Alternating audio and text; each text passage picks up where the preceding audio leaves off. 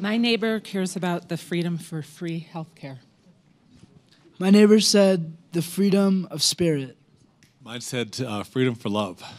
My neighbor said freedom to choose. My neighbor said freedom of imagination. Freedom for kids to be kids. For kids to be kids. For kids to be kids.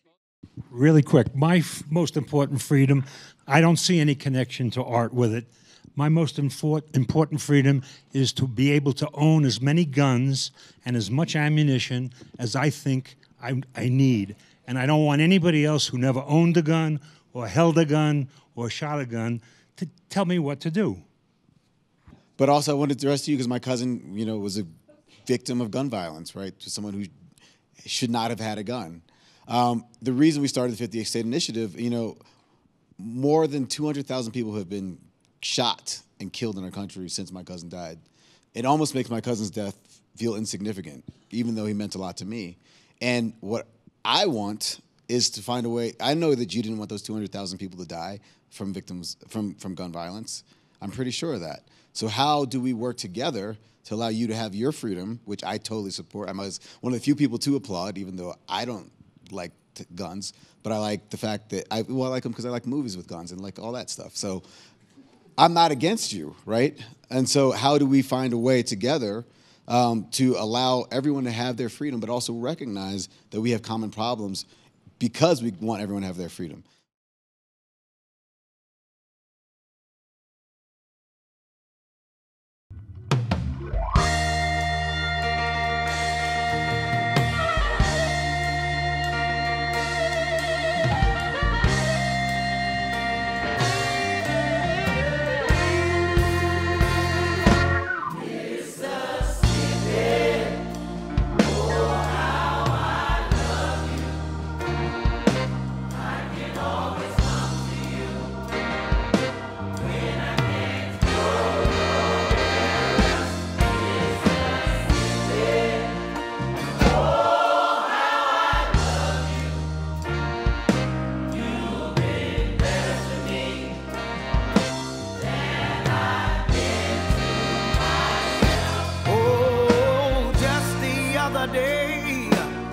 I was on the Natchez Trace, and I made my way down to the Delta, and I met an old man who gave his soul away so he could play for your pleasure, Mississippi.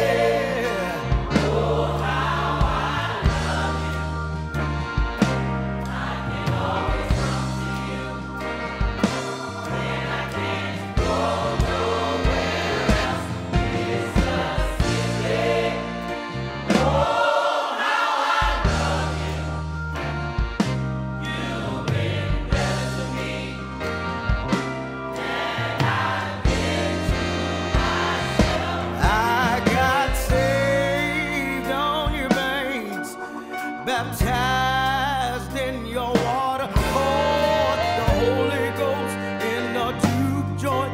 When I kissed the preacher's daughter, she was a gold-digg woman. On the mourner's bench she tarried and prophesied every morning over a cup of coffee. Yeah, Mississippi.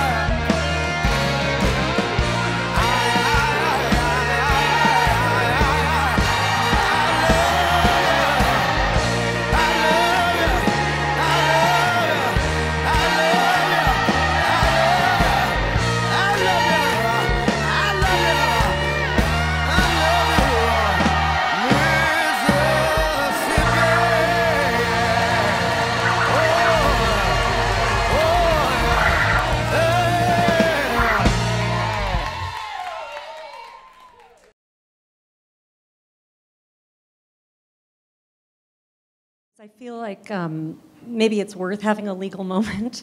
There's a little bit of slippage going on here that I think Emma's work and Hank's work are both examples of people using the freedom of speech that that people have fought for. She is the most, I mean, it's extraordinary that she's able to make this and not get shut down by the government.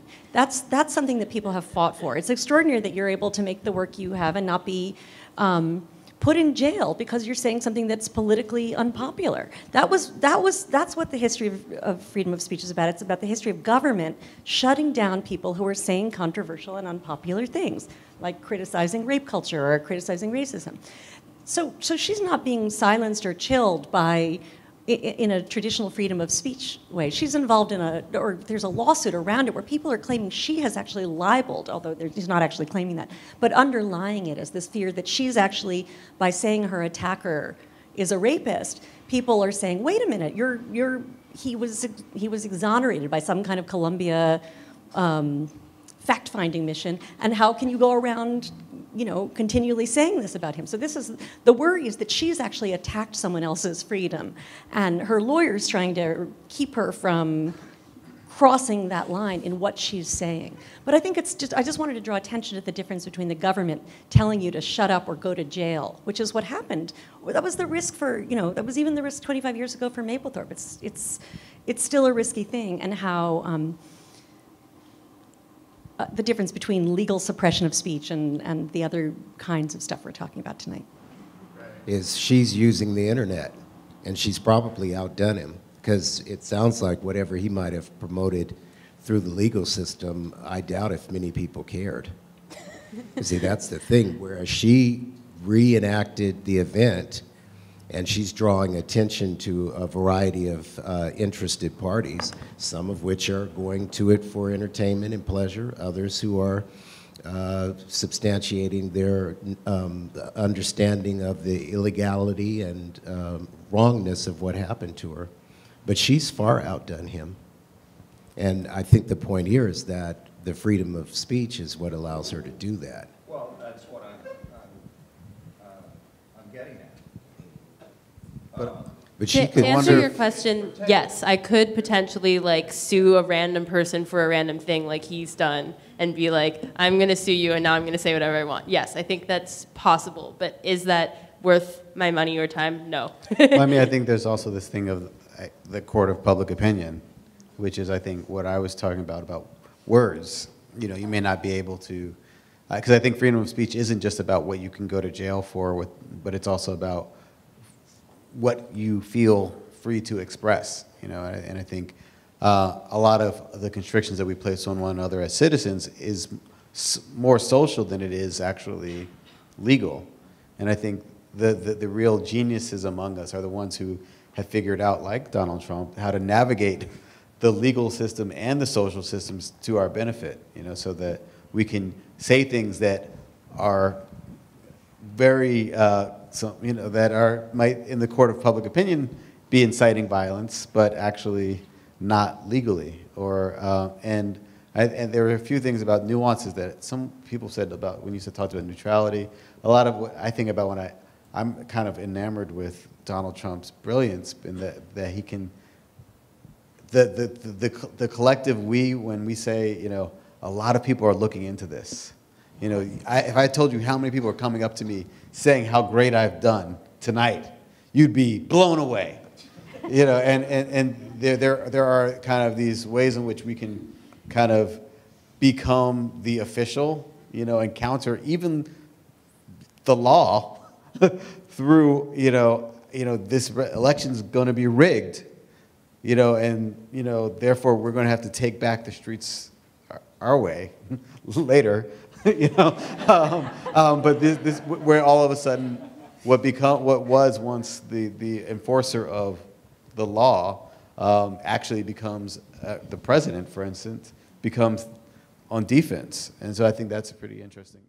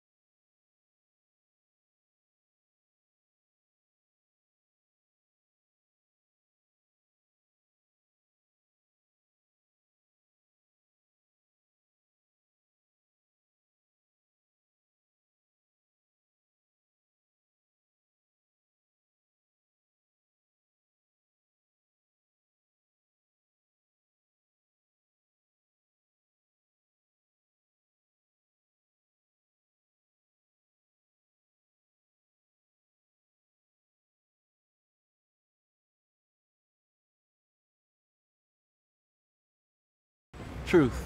After the truth melts, will a hard rain fall? What comes after the crying, the countless tears, and the flooding of America?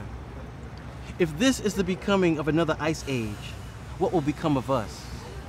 What becomes of history when truth disappears into air? How much coldness can we continue to hold in our hands? I pray that after the melting comes, a hot hunger for freedom.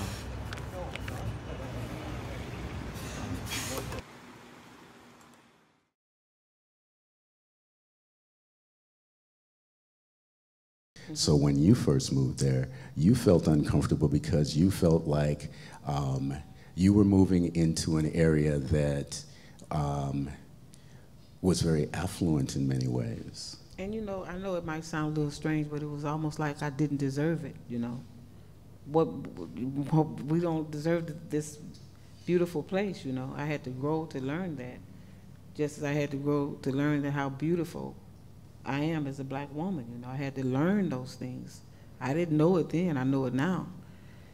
And it was the very beginning of, I believe, the project, and I think Kat was still trying to figure out what direction she wanted to go in. And I was just very clear with Kat that although I was organizing and doing a lot of organizing work around the murder of black trans women in the city of Cleveland, I was not from Cleveland, and so I couldn't hold those stories or claim them. And I was also very clear with Kat that she was white, and never in a million years, even to this day, would I ever be comfortable with white people holding black people's stories. And that was really, really important for me to continuously remind her as we completed the film and as we got closer and closer into my work, which I think of my work as an organizer as art. And so part of my job is not only to make sure that there's access to people in communities being able to tell their story, but that people who are accessing the stories are able to feel the realities of what people are experiencing. And so Dispatches from Cleveland, I hope, gave people the opportunity to really understand the dynamics of organizing and the strains of organizing personally and professionally. Differently. It's up to us to teach our children, to expose to them something differently.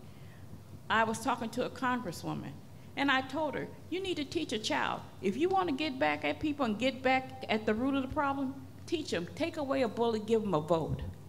You want to hurt them? Take away that bully, give them a vote. You know what I'm saying? Instead of fighting each other, which they plan for you to do, and you stupid enough to do it, go out there and get them the way that you know it'll best affect them. And I'm so serious. I know God brought me back here for a reason, because I live good in Seattle now. It's cute and stuff, but I'm so serious. I'm so serious. But he brought me back here for a purpose, and I'm here to help fulfill the purpose, because I'm going to get to those kids. And we're going to get them, and I'm going to get them out, I'm going to get out, and I'm going to get people to register to vote, especially the young people. I see them walk down the street, and I see couples with kids. I'm like, oh no, them my babies. Let me, come on now. You're going to have to get here. Give me that bullet, and I'm going to give you this vote, okay? So I'm just so serious, and I encourage everybody, too, to do the same. Because our communities experience the greatest amount of harm and the least amount of support. And while we may not have been viewed as victims or crime survivors, we experience that, but we haven't received the support that we deserve. When events are planned, there's rarely a teenager there to speak for the kids and say, this is what it would take to get teenagers to show up. And the second thing is publicity. I mean, I try to have my antenna up as much as I can. I had some students recite in the poetry contest around birthing beautiful babies, and that was a wonderful event here. I brought students here on a field trip as well. We don't know.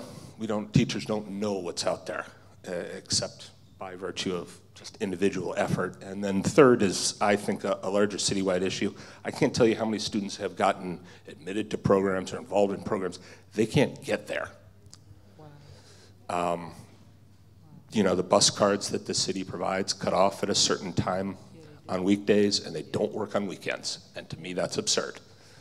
And so we need to know what's out there in some sort of organized fashion, and we need to have students help, represent on these events, and then we need to help them get there. Thank you. I can get kids here. Yes. That was super important.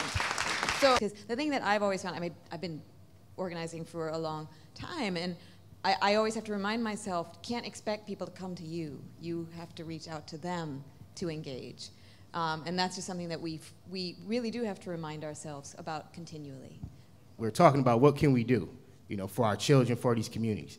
Each person here is a sphere of influence, okay? And some of your influences stretch way further than you may immediately realize. And I say this because, as Ms. Diaz mentioned, we do need investment in these communities. We also need divestment and demolition of some of these oppressive power structures. And quite frankly, some of you are the only people who are in a position to do that. Only you can change the minds of your children. Only you can change the minds of your fathers, your brothers, and your uncles so that they can recognize the humanity of every human being. We had I really enjoyed that question that we had at the beginning, the icebreaker, about what freedoms do we hold the most dear. And for me, it's always been the freedom to be myself freely, to be myself fully, without, and I believe that that's the most important freedom we can have as it relates to not overextending our freedoms to infringe on others. And I say all that to remind you that regardless of the differences that you might see in individuals, I think that diversity is great, but too oftentimes we tend to focus on celebrating our differences, and we need to remember that we all have the same intrinsic human needs. And again, it's no secret that we have a higher crime rate in our community. It's because they target us for law enforcement so that they can perpetuate the new Jim Crow system, which I will not belabor at this point. But I say all that to say you find crime where you look for it. I think anyone who's been in college knows that you'll oftentimes find the best narcotics in a frat house, but there's a reason why we don't have tactical narcotics teams or drug interdiction inside of the halls where power is passed on. So I ask you all to do your part to dismantle these systems of white supremacy, and I would also encourage these artists to depict minority cultures in a way that not only celebrates their diversity, but highlights their basic humanity, because we are not commodities, we are not oddities, we are human beings, and we all want the same basic freedoms. Thank you very much. Thank you. Looking at my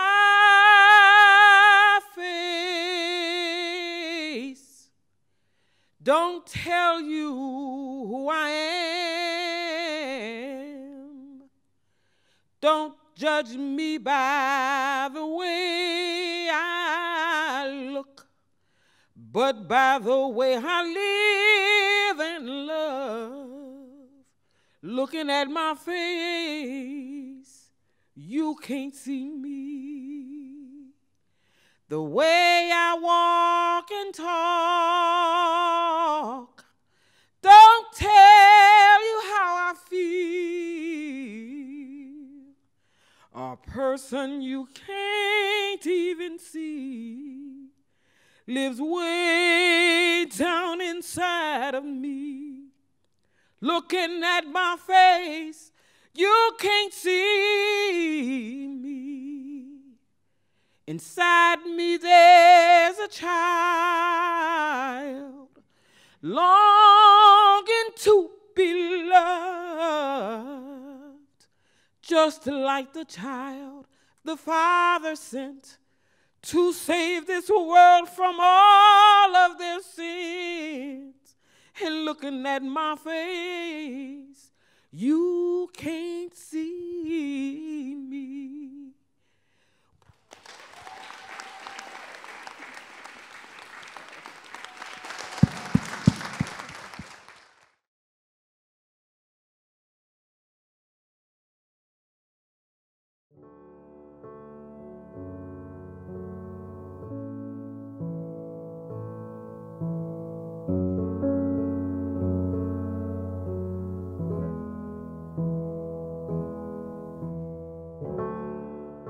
My name is Eric Gottesman. I am one of the co-founders of Four Freedoms. We were invited to curate a show at Lightwork and also an issue of Contact Sheet based on the Lightwork collection. Both I and my co-founder of Four Freedoms, Hank Willis Thomas, were artists in residence at Lightwork, and it is a real pleasure to be able to go back and look through all the work donated by other artists and residents over the years, and to see the kind of cultural production that a place like Lightwork enables. The name of our group, Four Freedoms, comes from the FOUR freedoms: freedom of speech, freedom of worship, freedom from want, and freedom from fear. These freedoms were spoken by Franklin Delano Roosevelt in 1941, and he proclaimed those four freedoms to be true for every citizen in the world. He was using these freedoms at the time to mobilize the United States into World War II. Part of what we want to do as Four Freedoms is, as artists, to reimagine and update a notion of what it means to be American. What these foundational notions of American society, freedom, liberty, justice, what do they really mean in contemporary society? The title of our show comes from a 1992 photograph by Charles Biasini Rivera in the collection. Mysteriously, he writes, "Be strong and do not betray your soul. Carry your light to illuminate your destiny. Rejoice, for you are part of the mystery." And I just found that to be quite a beautiful way to connect to the image that he made of an older man caring for what looks like a young boy in a mask. A lot of what we're thinking about as Four Freedoms is our connection to one another. What does it mean to be connected by national identity? Where do these identities and these connections break down and break apart? In a lot of the photographs in the show, we see ways in which photographers have reflected on their relationship with their country, with their identity. In Irina Rozovsky's photograph, we see a body slipping through the border of the fortified state of Israel. In another photograph, we see a same-sex couple clothed and then unclothed. A nude mother in an uncanny family portrait. One foot shoed, another bare. A soldier disappeared into the landscape. Another soldier with his head laid on the ground, dying and awake. In sifting through the Lightwork archive, what started to come into focus was how many pictures in the collection somehow bridged that gulf between the familiar and the transgressive. Territories that seem at odds, but again and again throughout these series of pictures, defy and challenge the easy polarity of ideas, right or wrong, this or that, black or white. Part of what Four Freedoms wants to do is to imagine that the ways in which we define who we are by political ideology are oversimplified, and that human beings are much more complex than any one specific image or identity or ideology might allow.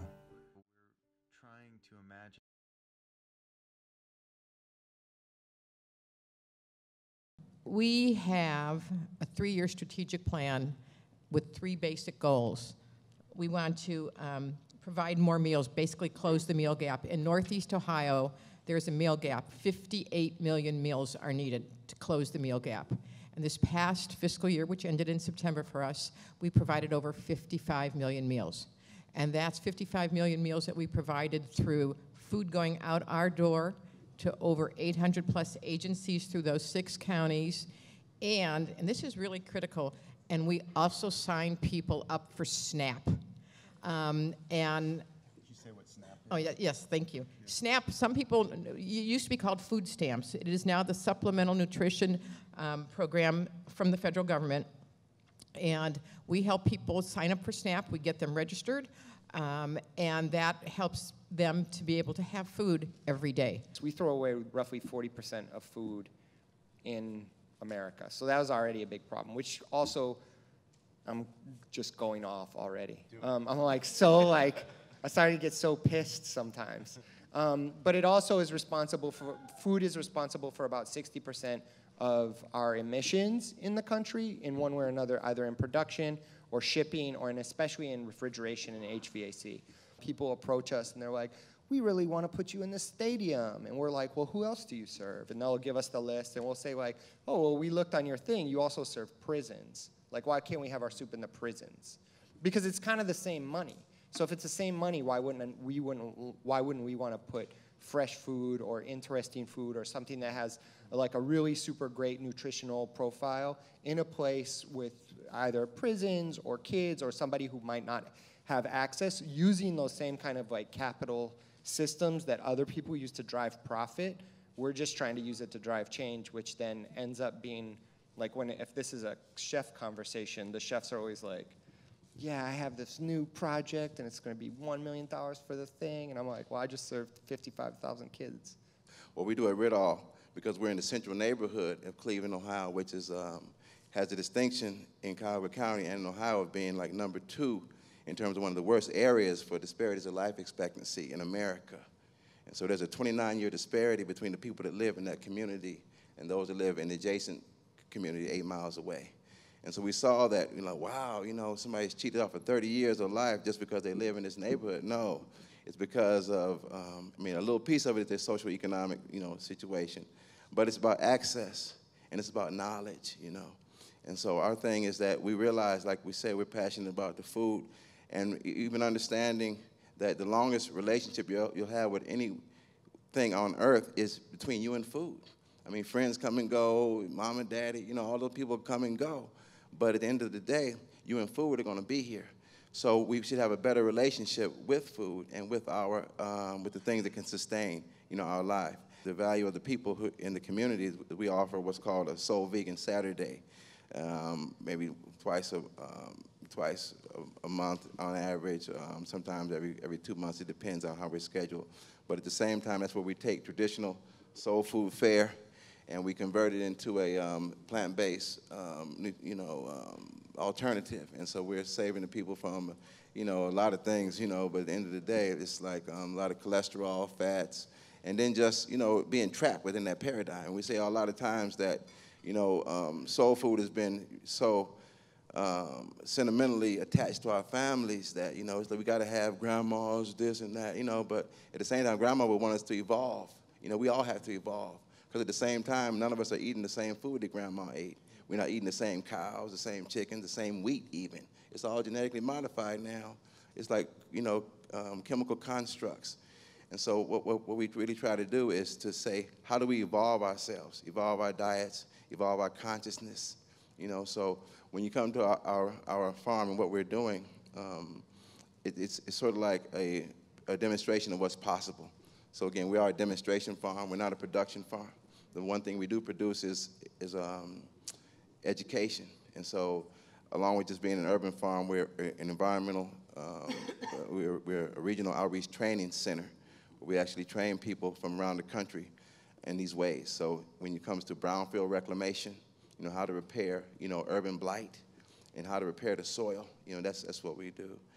Well, the term food desert is a USDA kind of technical term for describing communities and their relationship to food sources. So it's about the distance that one has to travel to get food, and then it also has to do with income levels, and it also has to do with access to transportation. So it's those 3 factors. And the reality is the word desert in the traditional term is a reference to a biome. It's a reference to a natural environment that was created by nature. And in the USDA's version of the use of the word desert, desert is not naturally created. It's created through choice, and it's created through systemic oppression, systemic racism, and it's created through economic development that is guided by greed. We're all an outer reflection of an inner condition, and that if you're frowning inside, there's nothing I can really do for you to stop that from radiating from your soul. I mean, I can make up a smile on your face or put a beautiful garment on you as a facade, but if you're not really, truly that, then I'm just a costume designer. And so I really felt that at the end of the day, it's all about beautifying you from the inside out. And so when people begin to see how their life can be changed, or their appearance, or even how they feel, or how they can relate to others, simply by the things that they ingest, and not just food, but thoughts. See, a proper diet of thoughts go along with a proper diet of nutrition.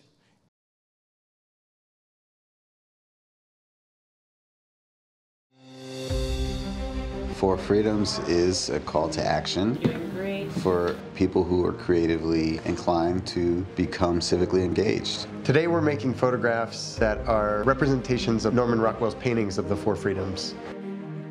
Freedom from want, freedom of speech, freedom from fear, and freedom of worship. Overall, what we're trying to do with this project is rethink how the images of these four freedoms were turned into propaganda. At the time, they were used to unite people around a common American identity.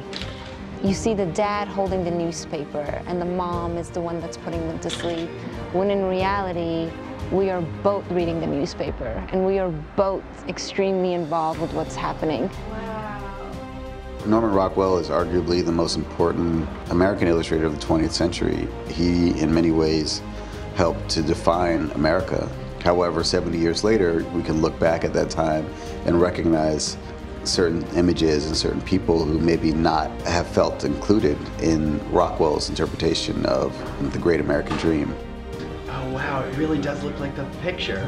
Well, there was definitely a time in American history when freedom meant for, a certain race, class, type of person. When I would see those paintings growing up, I felt left out. We want to ask a question about what it means to have an American identity. And to challenge that with real diversity and inclusion and gender and race and faith.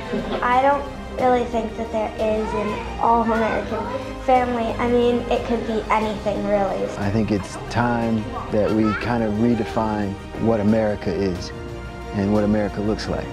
What we've done is invite people from various cultural, ethnic, religious experiences to come together and paint a new picture of 21st century America.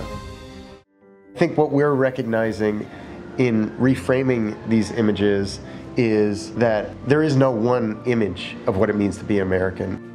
I think these photos are just going to reinforce the fact that this is the new norm, and this is what our world really looks like. I think art helps people envision a future that we can fight for. We want to do billboards with these photographs. We want to do magazine ads and maybe magazine covers. The hope is that that will challenge the notion of a singular American identity. This is a culmination of 25 years of work and relationships. Being able to collaborate with hundreds of artists, activists, it's just unbelievable. Do I think these photos could change the way people think? I think that's the intent, and I think that's the hope. And I know it's a damn good start.